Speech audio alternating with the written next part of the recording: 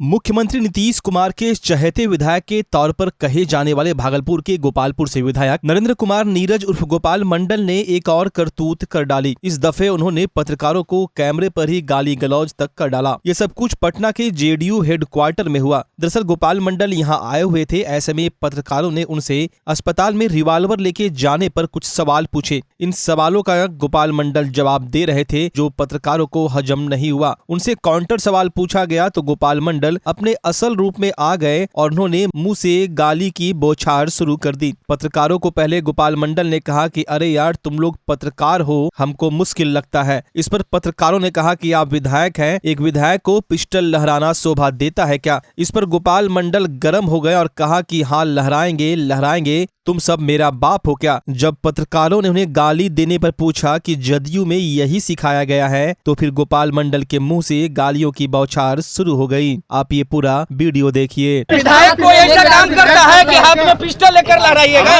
हाँ हाँ, लहराएंगे। अच्छा, तुम लोग हमारा बाप हो। सर आप गाली दीजिएगा क्या? अरे पिस्टल माता भी हो है मेरे पास। अरे चलो चलो उधर चलो ना भाई, गेट सर यहाँ बोलिए।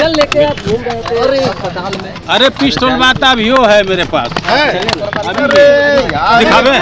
दिखावे पिस्टल, अभी भी पिस्टल। क्या कहना चाहते हो? अस्पताल में पिस्टल रखते हैं विधायक जी। अस्पताल में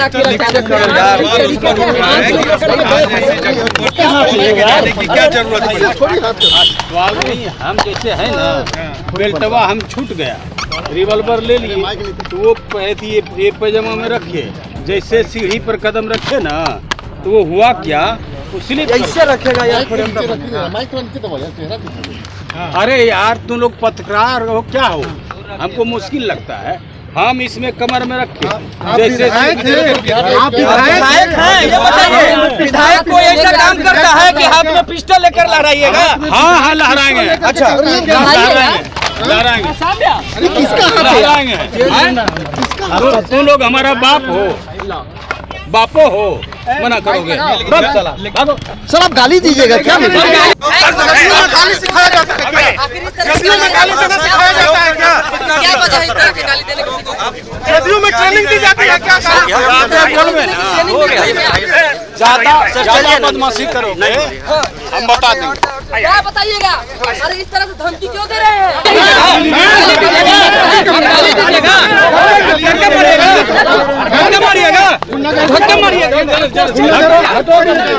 जदयू का यही संस्कृति है क्या? गाली क्यों? गाली देने की ट्रेनिंग किसने दी? विधायक जी, गाली की ट्रेनिंग किसने दी?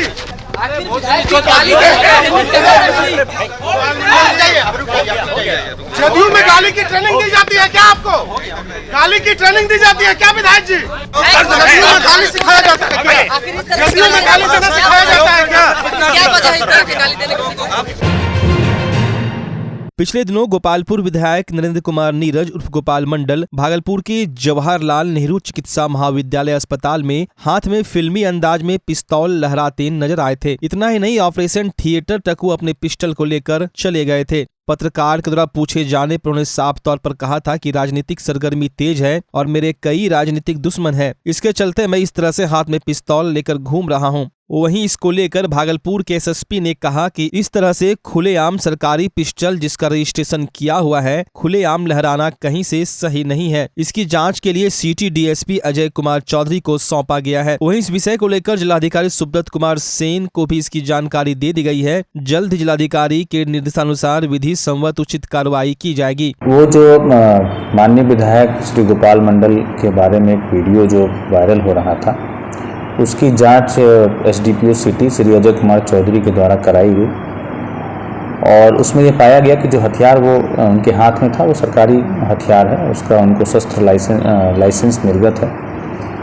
और इसमें जो लाइसेंसिंग अथॉरिटी है, जिला पदाधिकारी होते हैं, तो उस रिपोर्ट को अग्रतर कार्रवाई के लिए जिला पदाधिकारी भागलपुर को अग्रसारित किया गया है और अब जो भी कार्रवाई होगी उनके स्तर से होगी।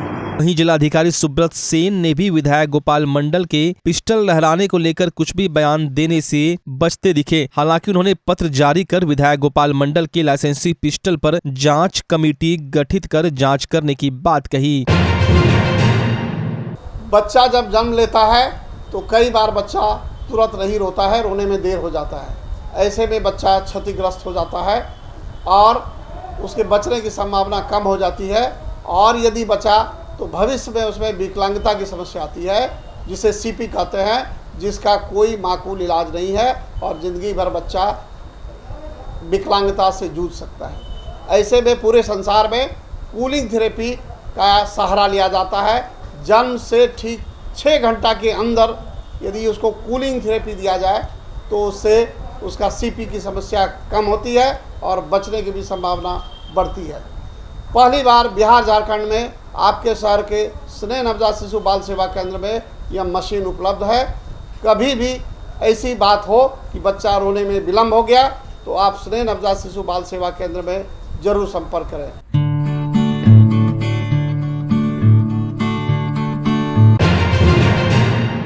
बिहार में सिपाही भर्ती की परीक्षा के पहले ही प्रश्न पत्र उत्तर पुस्तिका की उपलब्ध कराने वाले एक किंगपिन को पुलिस ने गिरफ्तार कर लिया है। गिरफ्तार अभियुक्त कजरैली थाना के गौरा चौकी का रहने वाला रंजीत कुमार है। उसके पास से 4 अभ्यर्थियों के प्रवेश पत्र भी मिले हैं। तिलकामांझी पुलिस ने गुरुवार को अपने बयान पर रंजीत से बरामद प्रवेश पत्र के आधार पर 4 अभ्यर्थियों को भी मामले का नामजद अभियुक्त बनाया है। इसमें सबौर के चंदेरी का अभिनव कुमार, सिमना चटिया परशुरामपुर निवासी कुंदन कुमार, फतेहपुर नवटोलिया निवासी रोहित कुमार और मुंगेर के सिंघिया निवासी विक्रम कुमार शामिल है। तिलकामांझी थाना अध्यक्ष एसआई सुशील राज ने बताया कि अभियुक्त रंजीत के पास से उसका मोबाइल भी बरामद किया गया है, जिसका उपयोग उसने प्रश्न पत्र लीक करने के लिए इस्तेमाल किया था। सख्ती से पूछताछ पर उसने बताया कि प्रश्न पत्र लीक करने के बाद जिन लोगों को प्रश्न पत्र भेजा था उनके सारे मैसेज और कॉल लॉग को उसने डिलीट कर दिया है। इधर पुलिस ने उसके मोबाइल को जांच के लिए तकनीकी सेल को सौंप दिया। मोबाइल के माध्यम से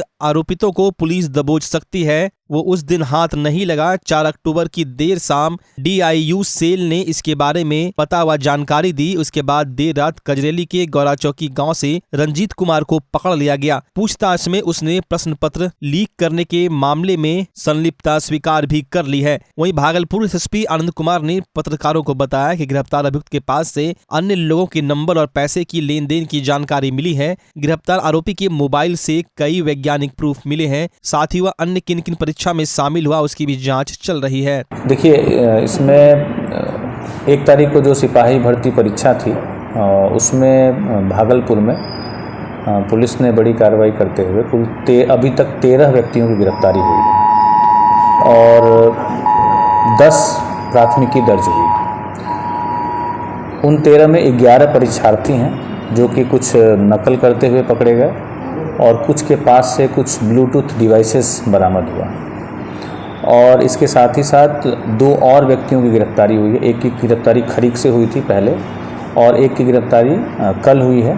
कजरेली थाना क्षेत्र का रहने वाला है रंजीत, उसकी गिरफ्तारी हुई है और उसका जो मोबाइल जब्त हुआ है उससे भी बहुत सारे वैज्ञानिक साक्ष्य हम लोग को प्राप्त हुए हैं। उस पर पुलिस काम कर रही है और इन जितने कांड दर्ज हुए हैं इनमें से 9 कांडों का जो अग्रतर जो अनुसंधान होगा वो जो इकोनॉमिक ऑफेंस यूनिट है उनके द्वारा किया जाना है, वो टेक ओवर कर लेंगे और जो फर्दर इन्वेस्टिगेशन होगा वो EOU के द्वारा इसमें किया जाएगा। ये 2 जो पकड़ाए हैं इसके पास से किस तरह से भूमिका निभा रहे हैं? ये जो अब बहुत डिटेल में, चूँकि ये अनुसंधान का विषय है तो मैं बहुत सारी चीज़ें साझा नहीं कर सकता, लेकिन इससे बहुत सारे लोगों के जो अभ्यर्थी थे उनकी जानकारियाँ मिली हैं और कुछ पैसे का भी लेन देन के बारे में पता चला है जिस पे हमारी टीम काम कर रही है। और इसका जो पूर्व का जो इतिहास रहा है वो कैसा रहा है, किन और परीक्षाओं में अगर इसकी कोई संलिप्तता रही है तो उस पर भी हम लोग जाँच कर रहे हैं। भागलपुर में ऑपरेशन मुस्कान काफी सक्रिय दिख रहा है। भागलपुर जिला पुलिस इस पर सक्रियता से काम करते हुए कई महीनों पहले के भी मोबाइल को बरामद कर लोगों तक पहुंचाने का काम कर रही है। अभी तक 13 थानों के अंतर्गत 17 मोबाइल जिसकी लागत तकरीबन 3 लाख रुपए है उन्हें जब्त कर जिनके मोबाइल खोए थे उन्हें बुलाकर सुपुर्द कर दिया गया। इसको लेकर आज सिटी DSP अजय कुमार चौधरी ने बताया कि हम लोगों का ऑपरेशन मुस्कान काफी कारगर सिद्ध हो रहा है। हम लोग इस ऑपरेशन के तहत लोगों के खोए मोबाइल को वैज्ञानिक अनुसंधान के आधार पर ट्रैक कर मोबाइल को अपने जिम्मे लेते हैं। उसके बाद जिनके नाम से मोबाइल रजिस्टर होता है उन्हें मोबाइल पर कॉल करके बुलाया जाता है, फिर उन्हें मोबाइल दिया जाता है। अभी तक 13 थानों के अंतर्गत 17 मोबाइल जिनकी लागत तकरीबन 3 लाख रुपए है उसे बरामद किया गया है। वहीं उन्होंने लोगों से भी अपने मोबाइल को हिफाजत से रखने की अपील की। देखिए, भागलपुर पुलिस के द्वारा लगातार अच्छा कार्य किया जा रहा है और लगातार ऑपरेशन मुस्कान के तहत जिले भर में जितने भी मोबाइल खोए हुए हैं या चोरी की घटनाएं हुई हैं, उसमें जो भी मोबाइल बरामद करने की जो प्रक्रिया है, जो कार्रवाई है, पुलिस के द्वारा तत्परता से किया गया है। और लगातार हम लोग ऑपरेशन मुस्कान के तहत मोबाइल हम ऐसे लोगों को जिनका खोया उनको हम लोग बांटने की कार्रवाई कर रहे हैं। इसी क्रम में आज ऑपरेशन मुस्कान के तहत करीबन 17 मोबाइल को 13 थाना से, जिसमें थाना में सना दर्ज था, वहाँ से हमने करीबन 2,44,330 मूल्य का मोबाइल आज हम लोगों ने DIU की टीम के माध्यम से, कोतवाली थाना अध्यक्ष भी हैं यहाँ पे, सबके माध्यम से हमने उसको वितरण कराया है। क्या अपील करेंगे आम लोगों से अगर मोबाइल का छिनतई हो जाता है या चोरी हो जाता है तो? आम लोगों से हम यही अपील करना चाहेंगे कि वो अपने मोबाइल का सुरक्षा रखें और अगर कोई इस तरह की घटना होती है तुरंत पुलिस को सूचना दे। पुलिस, हमारी टीम लगातार काम कर रही है। पुलिस तुरंत उस पर CCTV और टावर डंप के माध्यम से खोजने का पूरा प्रयास करती है, कर भी रही है और उसको लोग वापस। कैसा लग रहा है आपको, क्या कहेंगे? मैं तो बहुत आज खुश हूँ और जिस दिन हमारी मोबाइल चोरी हुई तो हम तो इसका मतलब कि जो है कि आशा ही छोड़ दिए थे। और जिस चोरी हुई थी, कब चोरी हुई थी? नाथनगर मतलब जो है आज से करीब 4 महीना हो रहा है। तो नाथनगर मेरे मतलब काउंटर से चोरी किया गया था और हम जिस दिन चोरी हुआ उसी दिन हम दूसरा मोबाइल खरीद लिए, चूँकि हमको विश्वास ही नहीं हुआ और भरोसा ही उठ गया था कि हमें कोई मोबाइल मिलेगा। इसलिए जो है कि हम जो है, लेकिन आज बहुत खुश हैं और हम मतलब जो प्रशासनिक पदाधिकारीगण को, टीम को मैं तहे दिल से धन्यवाद देना चाहता हूं। और मैं क्या कहूं। क्या नाम हुआ सर? महेंद्र प्रसाद सिन्हा, नाथनगर। क्या कहेंगे प्रशासनिक अधिकारियों को? ऑपरेशन मुस्कान मोबाइल सर 10 महीने से खोए हुए थे, लेकिन हम लोग ना उनका आशा ही छोड़ दिए थे कि अब वो नहीं मिलेंगे। लेकिन 4 दिन पहले हुआ कि नहीं मोबाइल मिलेगा, उसके बाद आज जो है हम आए और पुलिस अधिकारी और सब बड़े कैसे मोबाइल चोरी हुआ? मोबाइल घर से, कुर्सी पर से सर, घरे से चोरी हुआ था। मोबाइल मिलने के बाद कैसा फील हो रहा है, मतलब कितनी खुशी है? अच्छा फील हो रहा है सर। वही मोबाइल है या दूसरा है? नहीं वही है सर। ऑपरेशन मुस्कान के तहत आपका मोबाइल दिया गया है, आपके चेहरे पे मुस्कान दिख रही है, आपको लग रहा है ना? क्या नाम है आपका? जी सर। भागलपुर के जिलाधिकारी सुब्रत कुमार सेन की अध्यक्षता में आज समाहरणालय स्थित समीक्षा भवन में कई बिंदुओं पर चर्चा हुई, जिसमें खास तौर पर जिलाधिकारी ने भागलपुर में हो रही स्मार्ट सिटी के तहत रुके कार्यों को जल्द पूरा करने, कई सरकारी भवन बनाए जाने एवं विक्रमशिला के समानांतर पुल बनने को लेकर वार्ता की। उन्होंने कहा कि विक्रमशिला पुल की समानांतर पुल बनने वाले कार्यों में बारिश के चलते काम बाधित है। जैसे ही बारिश समाप्त होती है यह काम जोर शोर से प्रारंभ हो जाएगा। वहीं उन्होंने कहा कि नौगछिया, भागलपुर, कहलगांव में कई ऐसे भवन तैयार होंगे जिसमें अत्याधुनिक सुविधाओं से लैस कई विभाग काम करेंगे, जिससे लोगों को काम कराने में काफी सुविधा होगी। बैठक के दौरान जिलाधिकारी सुब्रत सेन, DDC अनुराग कुमार के अलावा संबंधित विभाग के कई पदाधिकारी मौजूद थे। टेक्निकल जो कमेटी, तकनीकी पदाधिकारियों के साथ हम लोगों की बैठक थी, तो जो भी बड़ी योजनाएं चल रही हैं जिले में उस पर बात हुई है। ग्रामीण कार्य विभाग की जो ग्रामीण सड़कें होती हैं, तो जो सड़क जर्जर हो गई है उसमें निविदा वगैरह भी संपन्न हो गया है, जो तीनों डिवीज़न है। और जैसे ही बारिश समाप्त होगा तो उसके बाद उनकी मरम्मती का काम और जो कुछ बड़े प्रोजेक्ट्स हैं वो भी टेंडर के स्टेज में है। इसके अतिरिक्त पुल निर्माण निगम का, जैसे भोलानाथ पुल का कार्य शुरू हो गया है, जो इलेक्ट्रिसिटी यूटिलिटी शिफ्टिंग वगैरह का होता है। नाला निर्माण का काम भी शुरू हो गया है और बारिश रुकने के इमीडिएट बाद जो है वो पाइलिंग का काम शुरू हो जाएगा। और आप लोग सब लोग जानते हैं कि एक बहुत बड़ी प्रोजेक्ट है जो बहुत सालों से पेंडिंग थी। माननीय मुख्यमंत्री जी जब 2022 में ज़िले में आए थे तो हम लोगों के अनुरोध पर उन्होंने तत्क्षण इसकी स्वीकृति मौखिक रूप से दी थी। बाद में फिर जो है इसकी स्वीकृति प्राप्त हुई विभाग के स्तर से। तो वो काम मतलब टाइम से संपन्न होगा। इसके अतिरिक्त जो NH के प्रोजेक्ट्स हैं, NHAI के प्रोजेक्ट्स हैं, तो उसकी भी समीक्षा हुई है। NHAI के तीनों पैकेज में काम भी चल रहा है, ज़मीन की कहीं कोई समस्या नहीं है। बारिश के बाद जो है PD NHAI ने बताया है कि जो है काम में और तेज़ी आएगी। विक्रमशिला सेतु के पैरेलल पुल में भी हम लोगों ने ज़मीन दे दिया है। बीरपुर में जो कोसी पे 4 लेन पुल बनना है उसमें भी ज़मीन की कोई इशू नहीं है, काम भी चल रहा है। इसके अतिरिक्त स्मार्ट सिटी के जो प्रोजेक्ट्स हैं, जैसे आप देख रहे हैं कि मल्टी लेवल पार्किंग बगल में बन रहा है, तो वो बनने में तो 1 महीना समय लगेगा, लेकिन चूँकि दुर्गा पूजा में पार्किंग की समस्या रहती है तो दुर्गा पूजा में उसके निचले तल को कंप्लीट करा करके हम लोग वहाँ निःशुल्क पार्किंग की व्यवस्था करेंगे। बाद में जब वो पूरी तरह से तैयार हो जाएगा तो फिर जो मिनिमम शुल्क होता है वो निर्धारित करके ये सारा काम किया जाएगा। बिल्डिंग डिपार्टमेंट के कई सारे प्रोजेक्ट्स चल रहे हैं, जैसे नया कलेक्ट्रेट बिल्डिंग का काम G+5 का यहाँ होना है, नौगछिया अनुमंडल की बिल्डिंग बन गई है। इसके अतिरिक्त SDRF का सेंटर 10 करोड़ की लागत से ट्रेनिंग और उनके रेजिडेंशियल कैपेसिटी का सारा एक बड़ा सेंटर जो है वो काम अभी चल रहा है। सुल्तानगंज जो श्रावणी मेला में काफ़ी भीड़ भाड़ होती है तो सर्किट हाउस का काम वहाँ चल रहा है। और इसी तरह से बहुत सारे विभागों के सभी विभागों की उनकी जो समस्याएं थी उनके निराकरण के लिए भी संबंधित पदाधिकारी को बताया गया है और सबका रिव्यू करके हम लोग इंश्योर कराएंगे।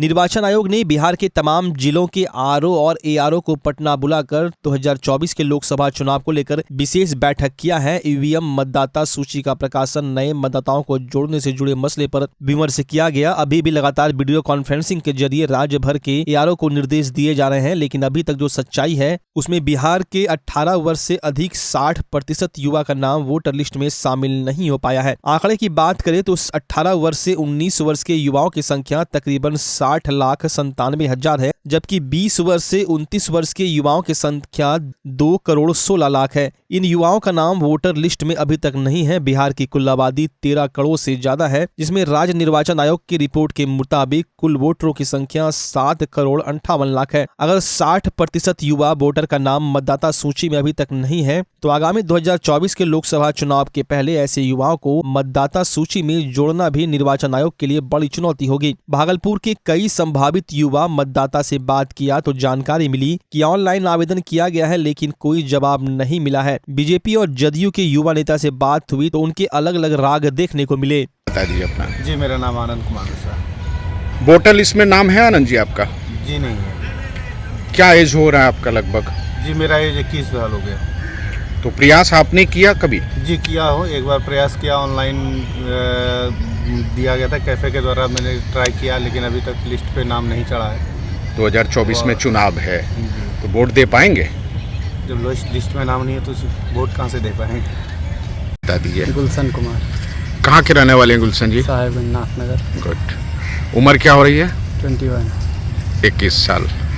2024 में चुनाव है तो आपका वोटर लिस्ट में नाम है? नहीं। क्यों नहीं है नाम?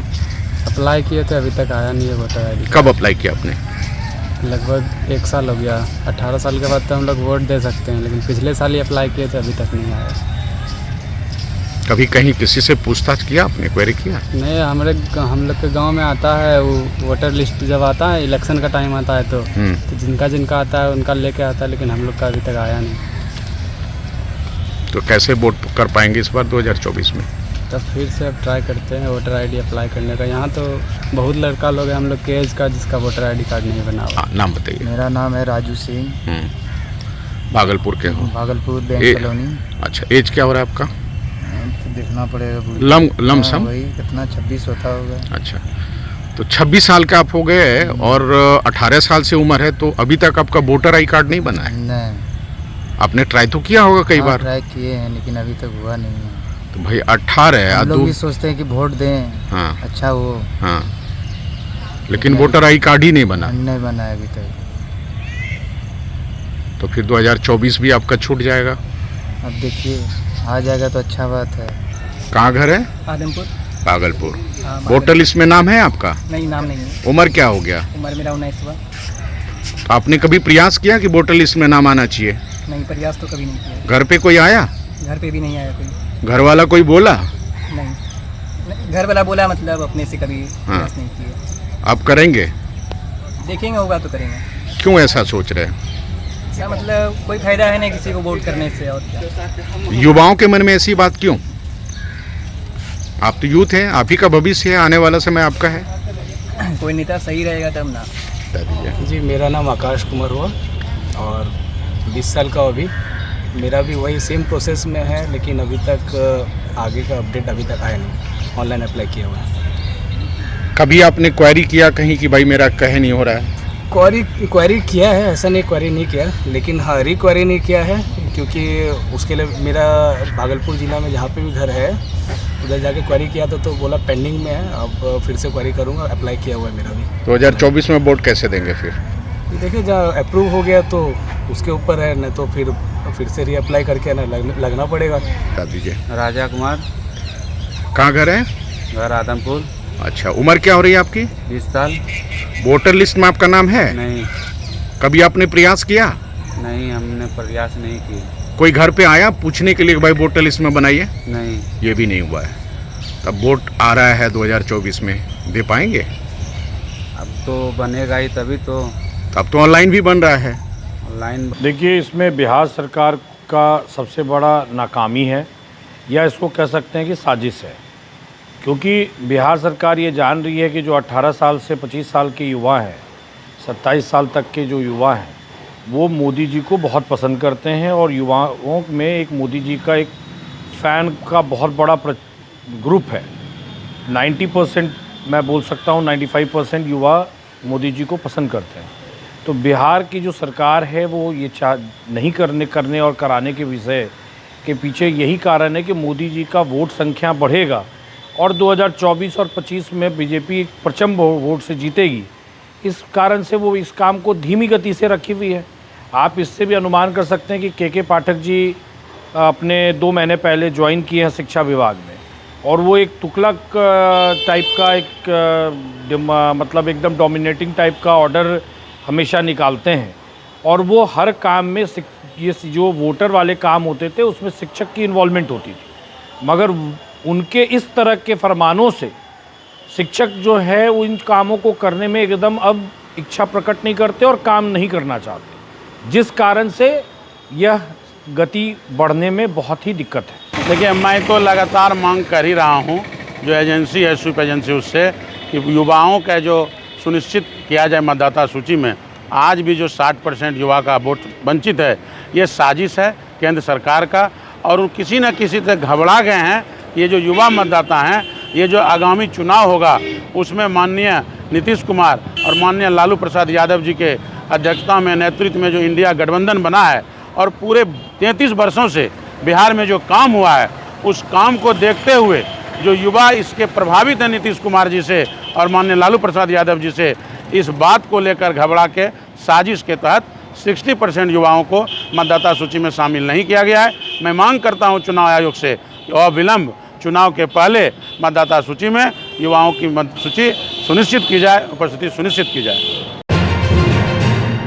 भागलपुर की जगदीशपुर स्थित कस्तूरबा गांधी बालिका विद्यालय में पानी घुस जाने से विद्यालय की छात्राओं को काफी परेशानी का सामना करना पड़ रहा है। बता दें, पिछले 2-3 दिनों से लगातार हो रही मूसलाधार बारिश के कारण कस्तूरबा विद्यालय के निचले तल के सभी कमरों में तथा किचन में बारिश का पानी प्रवेश कर गया, जिससे यहां आने जाने, खाना बनाने में काफी परेशानी हो रही है। वहीं छात्राएं इस स्थिति में काफी डरी हुई है। छात्राओं का कहना है कि कमरे में पानी के साथ साथ सांप बिच्छू भी प्रवेश कर रहा है, जिससे हम लोगों को काफी डर लगता है। जल जमाव के कारण छात्राएं डेंगू से भी डरी हुई है, और सबसे अधिक तो परेशानी इस बात की है कि जल जमाव के कारण चापाकल एवं बोरिंग से गंदा पानी निकल रहा है, जो पानी बिल्कुल पीने योग्य नहीं है। कुछ छात्राएं बीमार भी पड़ चुकी हैं। विद्यालय की प्रभारी वार्डन सरिता कुमारी ने बताया कि पानी निकासी का कोई आसार नहीं दिख रहा है, क्योंकि जिस नाले से पानी निकलना था इस और अभी तक किसी भी अधिकारी का ध्यान नहीं गया है। इस स्थिति में सभी छात्राएं डरी व सहमी हुई है। कई छात्राएं बीमार भी पड़ चुकी हैं। प्रोजेक्ट कन्या उच्च विद्यालय प्रांगण में भी पानी प्रवेश कर गया है, जिससे वहां पढ़ने वाली छात्राओं को भी काफी मुश्किलों का सामना करना पड़ रहा है। अस्पताल चौक से विद्यालय तक जाने वाले रास्तों में भी घुटनों से ऊपर पानी बह रहा है। इसको लेकर प्रखंड विकास पदाधिकारी ने कहा कि नाले पर अतिक्रमण कर लिया गया है। अंचलाधिकारी द्वारा नोटिस देकर उसे खाली कराया जाएगा। मेरा नाम शिवानी कुमारी, मैं वर्ग 10th की छात्रा हूँ। मैं KGBV टाइप 4 जगदीशपुर में पढ़ती हूँ। यहाँ पे पानी जमाव के कारण चूल्हा के पास भी पानी आ गया और किचन में पानी घुस गया है, जिसके कारण यहाँ पे खाना बनाने में काफ़ी दिक्कत होता है। और हम लोग को पानी में भीग आने जाने के कारण हम लोग का तबीयत भी बिगड़ता जा रहा है। रूम में सांप बिच्छू निकल रहा है। यहाँ पे बहुत डर लगता है रहने में। थाली वाली भी धोने में नहीं बनता है और कपड़ा में वरांडा पे ऊपर नीचे सगरे चारों ओर पानी जमा होने के कारण हम लोग को मतलब हम लोग का तबीयत खराब होता है। स्कूल जाने आने में परेशानी होता है, डर लगता है। रूम साफ सफाई स्कूल में भी पानी है? हाँ, स्कूल में भी पानी है। स्कूल में साफ मतलब यहाँ रूम सफाई जाम है, नाली जाम है और रूम सफाई करने के समय बिच्छू निकला था। यहाँ पे सांप भी निकला, कोई नहीं आया। कोई अधिकारी सब नहीं, कोई नहीं आए। और यहाँ पे मतलब थाली वाली धोने के लिए पानी में जाने के कारण हम लोग का तबीयत खराब होता है। मैं 9th क्लास में पढ़ती हूँ। KGBV जगदीशपुर टाइप 4 में रहती हूँ। यहाँ पानी का बहुत ही समस्या है और यहाँ रात में और नीचे रहते हैं। यहाँ सांप सबसे बहुत डर लगता है। नल से गंदा पानी निकलने लगा पानी जमा के कारण, और आने जाने में तबीयत खराब हो जाता है और खाना बनाने में बहुत दिक्कत होती है। KGBV टाइप 4 जगदीशपुर की प्रभारी वार्डन सरिता कुमारी हूँ। यहाँ बरसात के पानी के कारण चारों ओर परिसर में पानी ढुक गया है, जिसके कारण से जो है ना सांप निकल रहा है, बिच्छू निकल रहा है। बच्ची डरी हुई है, समी हुई है। पानी का निकासी नहीं है। जहाँ पे नाला बड़ा ऐसा है वहाँ पे जो है ना झुक बन गया है, जिसके कारण से पानी निकासी का कोई भी उपाय नहीं है। भागलपुर में राष्ट्रीय जल जीव डॉल्फिन दिवस पर एक और खास उपलब्धि मिली। भारतीय डाक विभाग ने विलुप्त हो रही गरुड़ प्रजाति के पक्षी के नाम पर लिफाफा आमजनों के इस्तेमाल के लिए जारी किया। भागलपुर के सुंदरवन में डाक विभाग के अधिकारी मनोज कुमार, भागलपुर के DM Subrat Sen, SSP Anand Kumar, one विभाग के अधिकारी भरत चिंतापल्ली, IUCN के अरविंद मिश्रा समेत कई गण्यमान्य पर्यावरणविदों ने गरुड़ को लिफाफे में बंद किया। लिफाफे में गरुड़ का मतलब है कि भागलपुर के कोसी और गंगा नदी के कछारी इलाकों में अब असम और कंबोडिया के बाद सबसे ज्यादा बड़े गरुड़ की प्रजाति का बसेरा है और प्रजनन स्थली है। इलाकाई लोगों और जागरूक पर्यावरणविदों के बूते गरुड़ों की संख्या 500 से ज्यादा हो चली है।